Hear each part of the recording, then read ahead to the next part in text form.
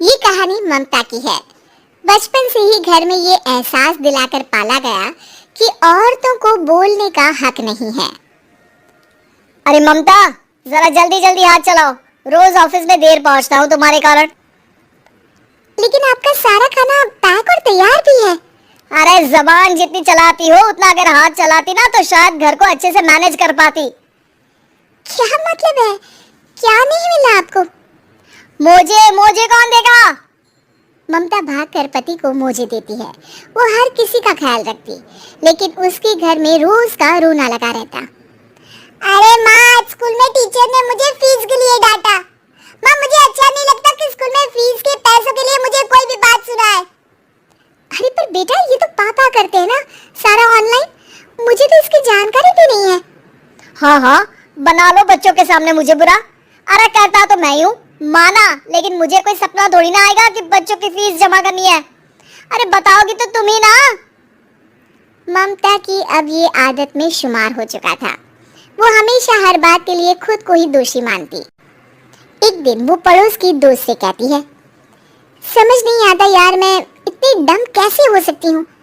बात तो सही भी है ना, अब पति बेचारा नौकरी करे, पैसे कमाए, या फिर ये देखे कि बच्चों की फीस का वक्त है। क्या करूँ यार? पता नहीं, मेरे पति तो सारा काम खुद ही करते हैं। वो तो कहते हैं कि तुम थक जाती होगी, सारा दिन घर बाहर बच्चे। तो अच्छा, ऐसे भी पति होते हैं क्या? अरे क्या बात कर रही है भाई साहब, कभी तुझे किसी बात के लिए सुनाते नहीं? किसने कहा नहीं सुनाते? अरे ये पति चीज ही ऐसी होती है कि बिना पत्नी को सुनाए उन्हें चैन की नींद कहाँ आती है। तो तू भी परेशान रहती होगी कि कैसे, क्या, कब भूल गई।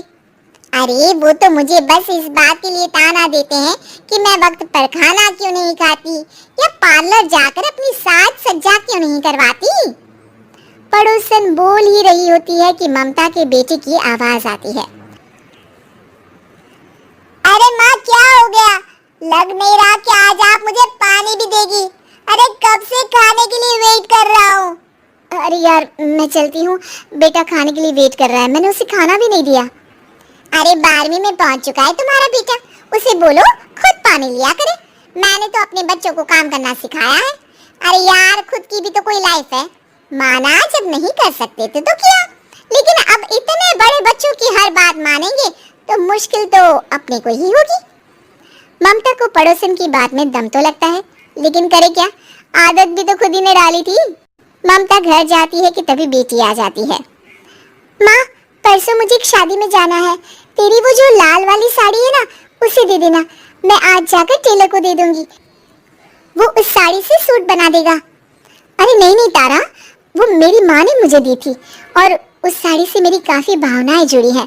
तुमको ना मैं दूसरी साड़ी दे दूंगी। ओके, कोई बात नहीं, लेकिन आज दे ही देना पक्का।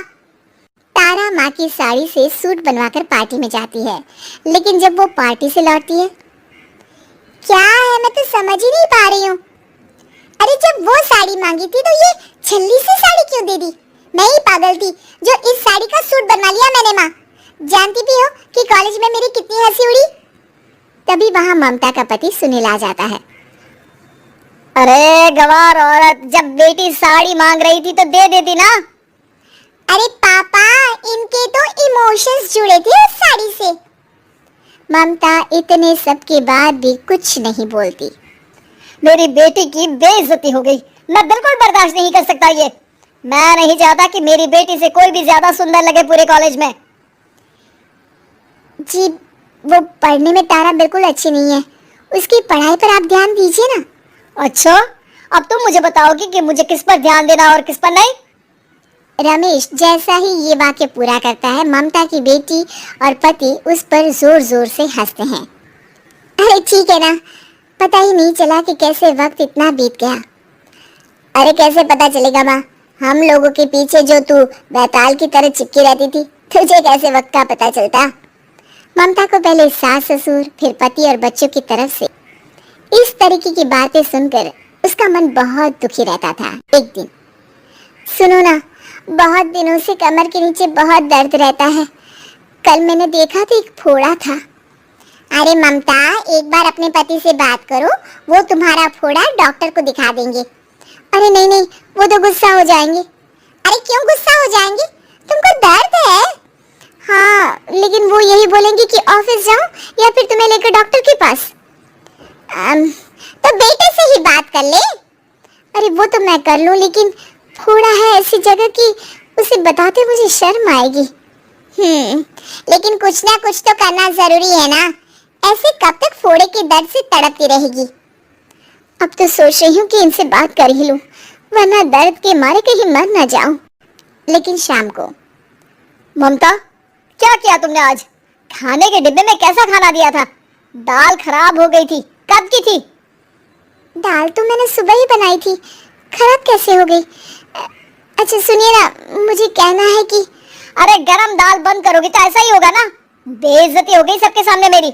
ऑफिस वालों ने ऐसा मजाक उड़ाया कि क्या बोलूं। कल से ठीक से खाना देना है तो देना, वरना खाना देना बंद कर देना। बाहर खा लूंगा मैं। ममता जो पति से अपनी परेशानी बताने वाली थी, वो अब ये सोचने लगती है कि कल से पति को खाने में क्या दे। अगले दिन ममता थकी थकी सी हालत में, आप लोगों के लिए नाश्ता बना दिया है, खाना बनाने की हिम्मत नहीं है आज तो। रात भर सोकर थक गई है ना, इसीलिए तो खाना नहीं बना सकती। हिम्मत नहीं हो रही है, मैं बस सोने जा रही हूँ। बस मैडम को सोने का बोल दो, फिर देखो कैसे सोती रहती है। माँ फिर वही पराठा सब्जी। अरे हमारे साथ के दोस्त एक से बढ़कर एक नाश्ता खाना लेकर आते हैं, आप तो बस। सभी घर से निकल जाते हैं, लेकिन जब शाम को बेटा घर आता है तो घर में अंधेरा रहता है। बेटा लाइट जलाता है। क्या माँ, तुम्हारा भी जवाब नहीं है बिजली का बिल बचाने के लिए? वो बोल ही रहा होता है कि सामने माँ जमीन पर लेटी मिलती है। वो उसके पास जाता है। अरे माँ, क्या हो गया माँ? तभी वहाँ पड़ोसन आती है। अरे बेटा, तुम्हारी माँ के पैर के पास एक फोड़ा है, जिसके कारण ये लगातार कमजोर होती जा रही थी। मैंने उसे पहले ही कहा था कि घर में बता दो, लेकिन तुम्हारी माँ किसी को तंग करना नहीं चाहती थी। तभी वहाँ डॉक्टर आ जाता है। अरे इनके ऑर्गन में दिक्कत है, कोई बात है जो इनके मन में खटक रही है। अरे नहीं नहीं, इसके मन में कोई बात नहीं है, कोई काम है नहीं ना इसके पास, सारा दिन बस घर में ही रहती है। देखिए, मैं तो ये नहीं जानता, लेकिन हाँ इनके मन में हमेशा कोई बात रह जाती होगी, इसलिए उनकी ये हालत है। अगर आप समय से नहीं ले आते तो हो सकता था कि। अरे नहीं नहीं डॉक्टर साहब, हम पूरी कोशिश करेंगे कि वो ठीक हो जाए। हम लोगों ने अपनी ही परेशानी माँ के सामने रखी, लेकिन किसी ने माँ की दिक्कत को जानने की कोशिश तक नहीं की। हाँ, मैंने भी ममता को हमेशा घरेलू जरूरत से ज्यादा काम का नहीं सोचा था।